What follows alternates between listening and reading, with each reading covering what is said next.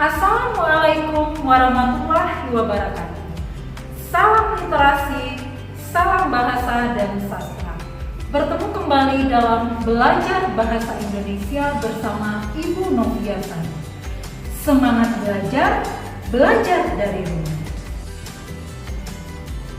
Kita berharap wabah COVID-19 segera berakhir. Namun, kondisi pandemi tidak boleh menyurutkan semangat untuk melaksanakan proses pembelajaran. Harus semangat karena semangat itu ibarat obat serupa vaksin yang dapat meningkatkan imunitas. Tetap jaga kesehatan dan taati aturan protokol kesehatan. Baik anak-anak, kali ini kita akan belajar sastra, yaitu menulis cerita pendek atau cerpen. Ketika memulai menulis, biasanya kalian merasa bingung apa yang mau ditulis, bagaimana judulnya, dan seperti apa ceritanya.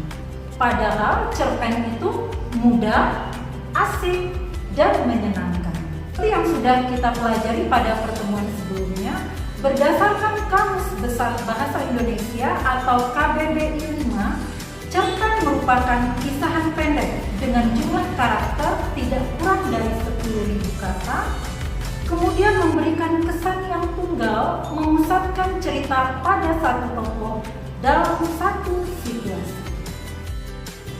Sebagai pembangun motivasi, ada kutipan dari cerpenis Indonesia Asma Nadia. Anak-anak untuk mengenal sosok Asma Nadia. Menurut Asma Nadia, menulis itu keterampilan, dan keterampilan dapat dipelajari. Maka, materi menulis cerpen ini merupakan bagian dari proses menekuni, sehingga yang tidak bisa menjadi agak bisa, yang agak bisa menjadi bisa, dan yang bisa akan menjadi terampil dalam menulis. Agar menjadi terampil dan nanti anak-anak bisa berkarya menghasilkan satu cerpen satu siswa, yuk ketahui cara-caranya sebagai berikut. Langkah awal adalah mencari gagasan atau ide. Merupakan hal pertama yang harus dimiliki penulis.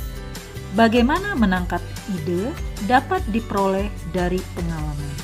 Pilihlah pengalaman yang paling, misalnya yang paling berkesan, yang paling indah, yang paling menyakitkan, atau yang paling tak terlupakan. Nah, anak-anak bisa mulai dengan memfilter atau menyaring pengalaman apa yang kalian punya yang bisa dilirik untuk ide tulisan yang tidak hanya berarti bagi diri sendiri, tetapi juga bagi orang lain. Selain pengalaman, ide cerita juga dapat bersumber dari pengamatan terhadap objek atau peristiwa. Objek yang diamati ini bisa dari lingkungan sekitar atau dengan mengunjungi tempat-tempat tertentu. Kemudian, cerpen dapat juga ditulis melalui alih bentuk, isi drama, komik, dan cerita fiksi lainnya menjadi cerpen. Pada video pembelajaran kali ini, anak-anak dapat berlatih menulis cerita pendek berdasarkan pengalaman atau pengamatan. Langkah yang kedua adalah merancang peristiwa atau alur.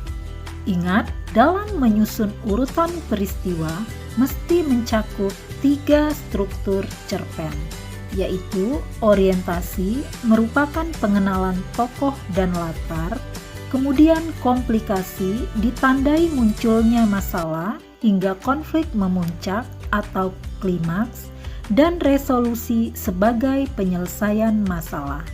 Solusi yang diberikan ada 2, bisa happy ending atau bahagia, dan sad ending atau berakhir dengan kesedihan.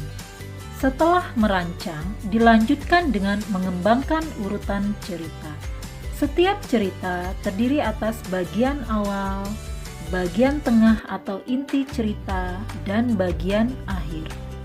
Urutan ini dapat diumpamakan dengan sebuah kereta terdiri atas 3 lokomotif, yaitu gerbong depan sebagai awal, gerbong tengah diumpamakan dengan inti cerita, dan diakhiri gerbong belakang, yaitu bagian akhir cerita.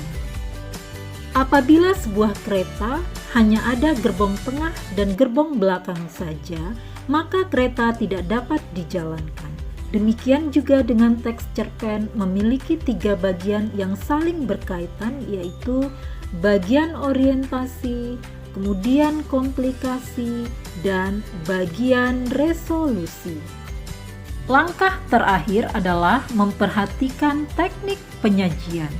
Bagaimana membuat bagian awal ini ibarat pintu rumah yang menentukan apakah pembaca akan masuk ke bagian dalam atau isi untuk menyelesaikan membaca cerpen atau sebaliknya. Ingat, jangan bertele-tele di bagian pendahuluan karena cerpen bukanlah novel. Selanjutnya, mengembangkan bagian isi atau komplikasi ini dapat dilakukan dengan menghadirkan masalah. Tokoh utama mulai mengalami konflik. Buatlah konflik yang kuat, karena sebuah tulisan akan menarik kalau memiliki konflik yang hebat. Konflik ini nyawanya sebuah cerita. Contoh, cerpen Asma Nadia berjudul Rumah Tanpa Jendela, ini konfliknya sangat hebat. Bercerita tentang seorang gadis kecil yang tinggal di daerah lokalisasi di mana rumah-rumah tanpa jendela saling berdempetan. Gadis itu ingin punya jendela satu saja di rumahnya. Dia tidak ingin punya Barbie, tidak ingin punya boneka, ataupun mainan yang lain. Dia cuma inginkan jendela di rumahnya. Kemudian mengembangkan bagian resolusi yang menjadi akhir dari sebuah cerita. Seorang penulis bebas menentukan apakah cerita yang dibuat menggantung atau berakhir dengan jelas. Namun, cerpen yang baik adalah cerpen yang lekat dan hidup di hati pembacanya. Langkah terakhir adalah menentukan judul, kemudian latar atau setting, dan penokohan. Mari kita ulas satu persatu. Dimulai dengan judul. Pastikan cerpen memiliki judul yang memikat, karena judul ini semacam gerbang utama sebelum masuk ke sebuah rumah. Kita tentu akan masuk ke rumah yang gerbangnya menarik. Jadi, judul merupakan awal yang membuat pembaca tertarik atau sebaliknya. Kemudian menentukan latar atau setting. Latar ini ada latar waktu dan latar tempat. Pilihlah latar yang bisa menguatkan tulisan. Misalnya, peristiwa ini mengambil latar tempat di Papua, maka upayakan pembaca dapat merasakan sedang berada di Papua. Berikutnya, penokohan ini terkait karakter yang kita bangun. Penokohan bukan cuma nama, misalnya Desi, Rini, Maya, Sari, tapi kita harus melekatkan karakter yang kuat. Bukan hanya secara fisik, namun bagaimana reaksi tokoh ketika dia bahagia, ketika marah. Jadi, bagaimana kita bisa menghidupkan karakter tokoh dengan jelas. Lalu, lewat karakter tokoh inilah penulis dapat menyelipkan pesan-pesan moral di dalam cerita. Nah, anak-anak, berbekal materi yang telah dipelajari, sudah siap menulis cerpen? Harus siap dan teruslah belajar. Seorang penulis yang baik senantiasa terus belajar dan bersifat jujur. Jujur itu penting, jangan pernah sekalipun melakukan plagiat karya orang lain karena haram hukumnya. Baik anak-anak, mulailah menulis dari sekarang.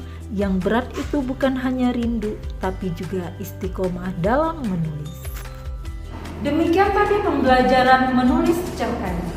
Semoga bermanfaat dan materi yang dipelajari bisa menjadi bekal untuk anak-anak mulai menulis cerita pendek. Selamat berkarya dan semangat menulis.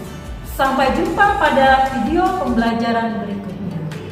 Wabillahi taufiq wal hidayah. Wassalamualaikum warahmatullahi wabarakatuh.